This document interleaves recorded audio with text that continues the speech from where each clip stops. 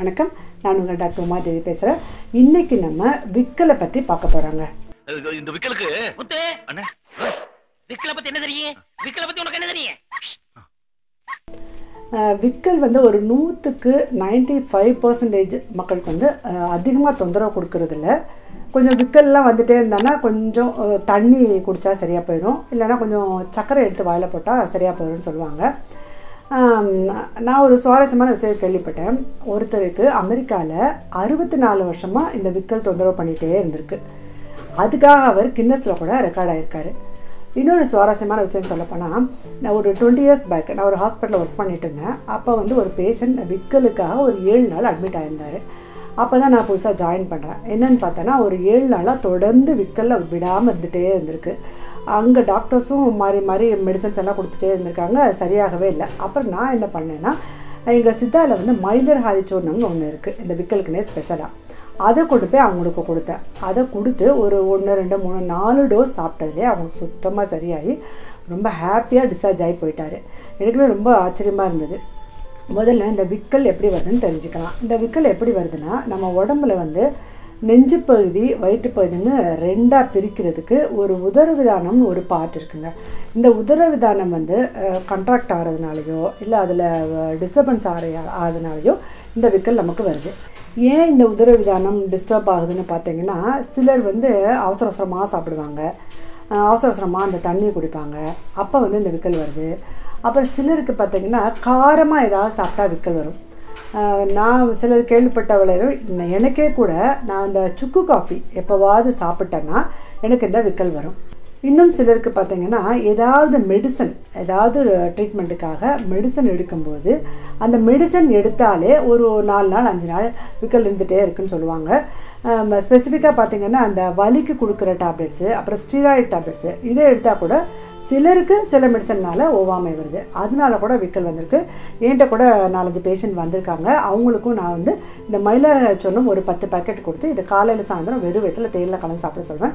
அவனுக்கும் சுத்தமாக நல்லா ஆயிரும். இப்போ இந்த விக்கலுக்கு நம்ம வீட்டிலையே என்ன மெடிசன் செய்யலாம் அப்படின்ட்டு ஒரு ஹோம் ரெமெடி பார்க்க போகிறோம். இது ரொம்ப ரொம்ப சிம்பிளானது தான். நம்ம வீட்டில் இருக்கிற பொருட்களை வச்சு இது செஞ்சிடலாம். இப்போ வாங்க அதை பற்றி பார்க்கலாம். விக்கலுக்கு ஹோம் ரெமெடி பார்க்க போகிறோம். அதுக்கு வந்து ஒரு 8 திப்பிலி. இந்த திப்பிலி வந்து நாட்டு மருந்து கடையில் கிடைக்கும். இதில் வந்து ஒரு 5 ரூபாய்க்கு வாங்கினாலே போதும். அப்புறம் சீரகம், நம்ம வீட்டில் இருக்கிற சீரகம் ஒரு 10 எண்ணம் எடுத்துக்கணும்.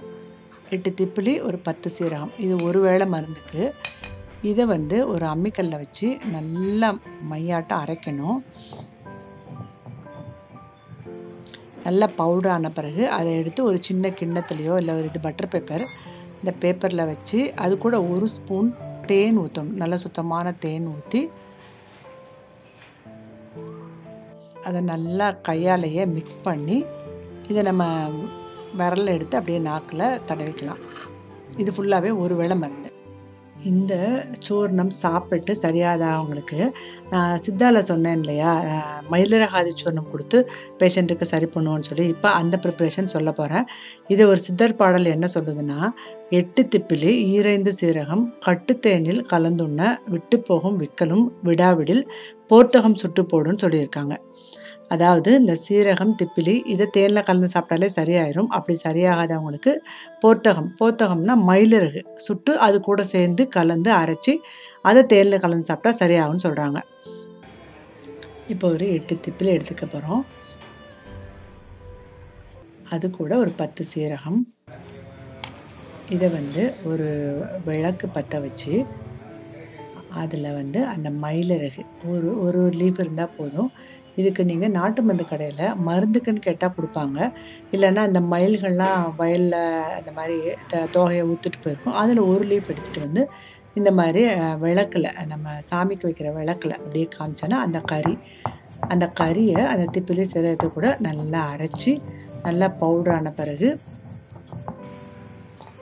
இதை ஒரு சின்ன பிளேட்டில் இல்லைன்னா ஒரு பட்டர் பேப்பரில் வச்சு அது கூட தேன் கலந்து இதையும் நல்லா கலந்து இதை வந்து ஒரு 2-3 வேளை சாப்பிட்டுட்டே வரும்போது எந்த மாதிரி விக்கல்னாலும் சரியாக போயிடும்.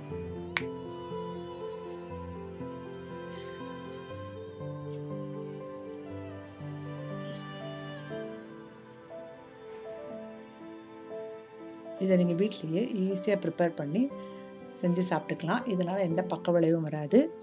விக்கலுக்கு ரொம்ப அருமையான மருந்து. அதை வந்து காலையில் சாயந்தரம் வெறும் வயிற்றுல ஒரு 2 நாள் 3 நாள் 4 நாள் அப்படி சாப்பிட்டுட்டே வரும்போது சுத்தமாக இது சரியாயிடும். இதை நீங்கள் வீட்டிலையே செஞ்சு சாப்பிட்லாம்.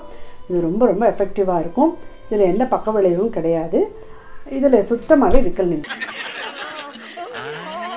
அம்மா பாத்தீங்களா, விக்கல் நின்று போச்சு. இந்த டிப்ஸு உங்களுக்கு யூஸ்ஃபுல்லாக இருக்கும்னு நான் நினைக்கிறேன். யாராவது இந்த விக்கல்னால கஷ்டப்பட்டுட்டு இருந்தால் கூட அவங்களுக்கு இதை ஷேர் பண்ணுங்கள். நம்ம மீண்டும் ஒரு வீடியோவில் சந்திக்கலாம். அது வரைக்கும் நன்றி, வணக்கம்.